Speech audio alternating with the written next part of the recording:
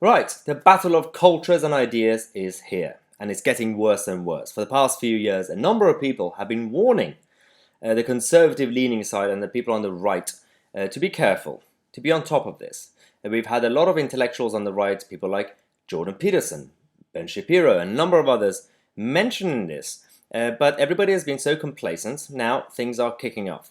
The hard left cultural Marxists are taking over our academia, our political system, and the media. Today is about the media, LBC specifically. The relationship between LBC and Nigel Farage, their top presenter. Now, they are getting a divorce. Nigel Farage has now left LBC and his flagship show because there's a lot of speculations about why this happened, how this happened. We can only kind of guess about the current situation and the cancel culture when you see Netflix removing content, HBO, BBC iPlayer, and Nigel has been quite outspoken over the last few days about the current hard left movement, the people on the streets who are kicking off over an invisible, imaginary, in fact, enemy. Now, he's now left LBC. There's a lot of discussions about why a company like the LBC would just cave in.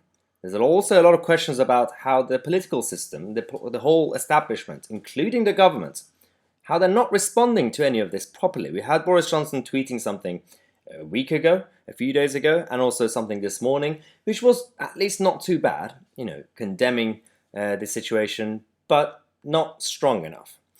So a lot of people are asking what Nigel Farage might do.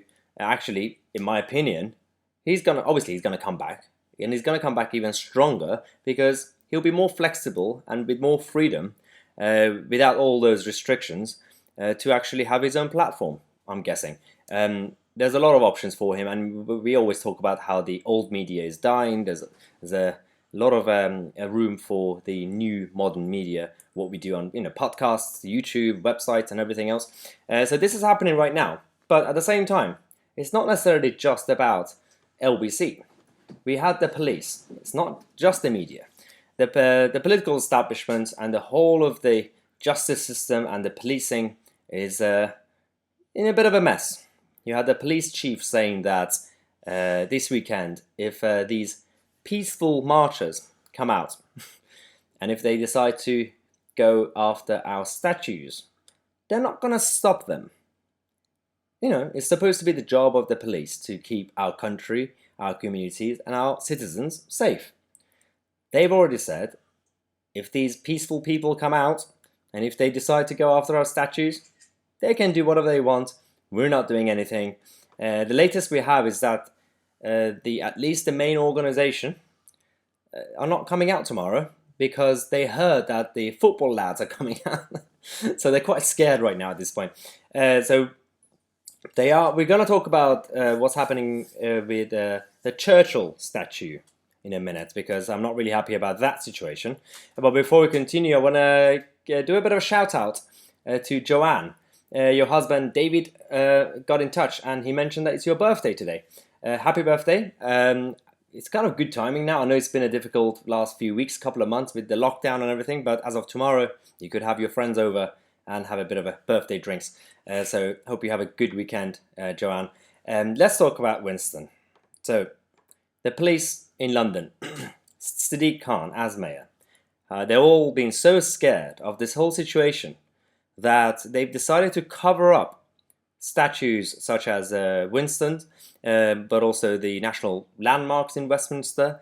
It's a bit of an embarrassing situation because why do we have to be so afraid to do this? If these idiots, if these peaceful marchers come out, get the police there and get the armed police there, in fact, have a couple of people outside, around each statue, protect it. That's your job. We pay you using taxpayers' money. This is showing weakness at this point. Right now, if you go to Westminster, all these statues and landmarks are now covered. You can't even see anything. And it is not a good situation at this point.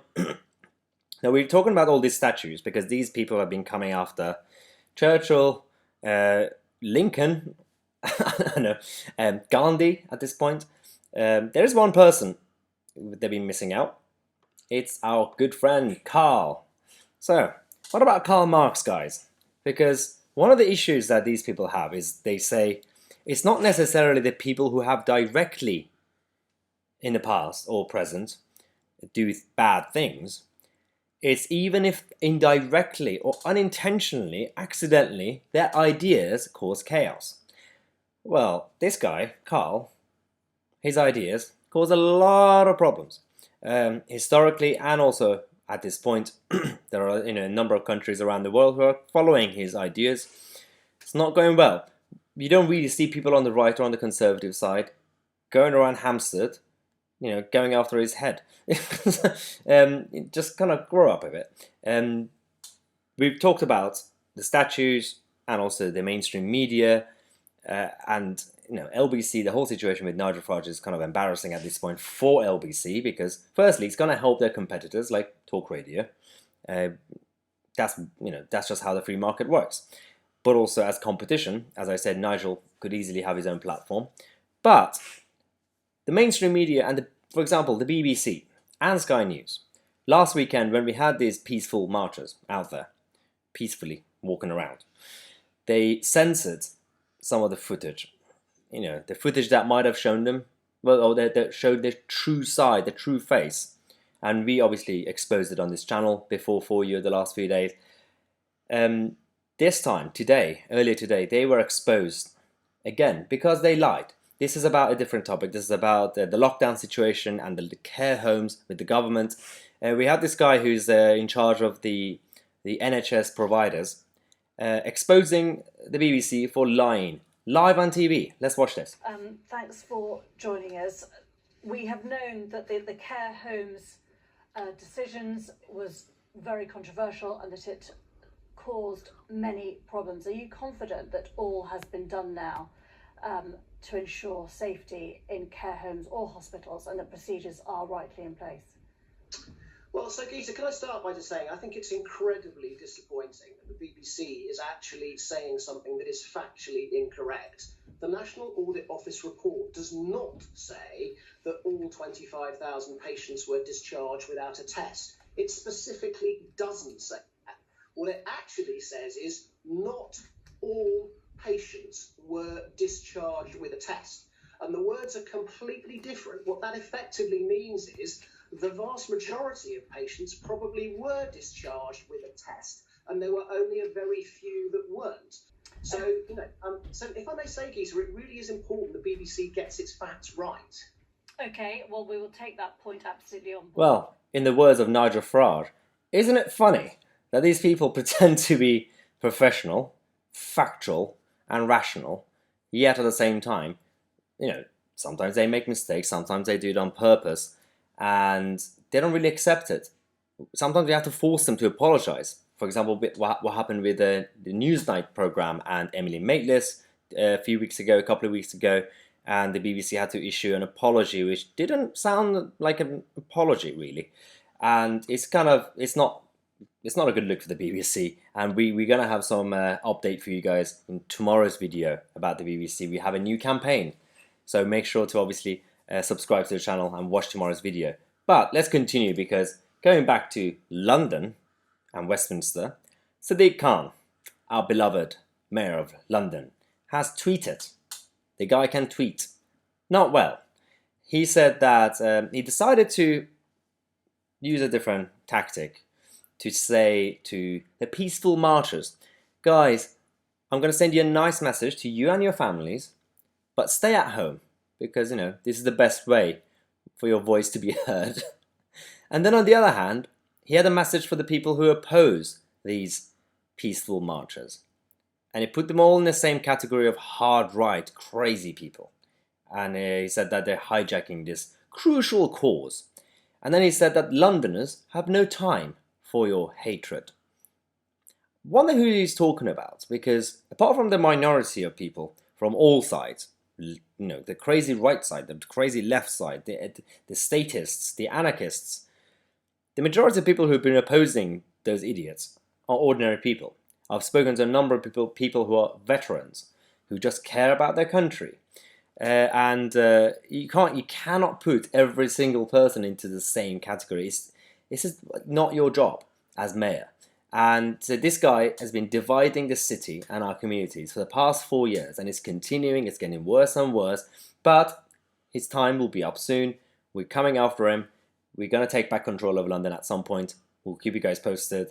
But for now, these are the people that City Con thinks are hard right crazies. This lady who's holding the sign, British History Matters.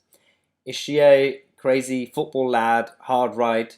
I don't know, I don't know what sort of label we could come up with. But these are the people who just care about their communities, their country, and their history. Protect British history, because British history matters. Now, we're here on this channel to report what the mainstream media fail and refuse to report. So obviously, as usual, if you enjoy the content, subscribe to the channel. And also, if you want to support the channel, you have the membership. You could find the link in the description. And as I said, tomorrow we're going to talk about the BBC. And we have some update for you guys, a campaign that has started. So don't forget to tune in tomorrow at 5:45 p.m. I'm Tousi. I'll see you guys tomorrow with a new video.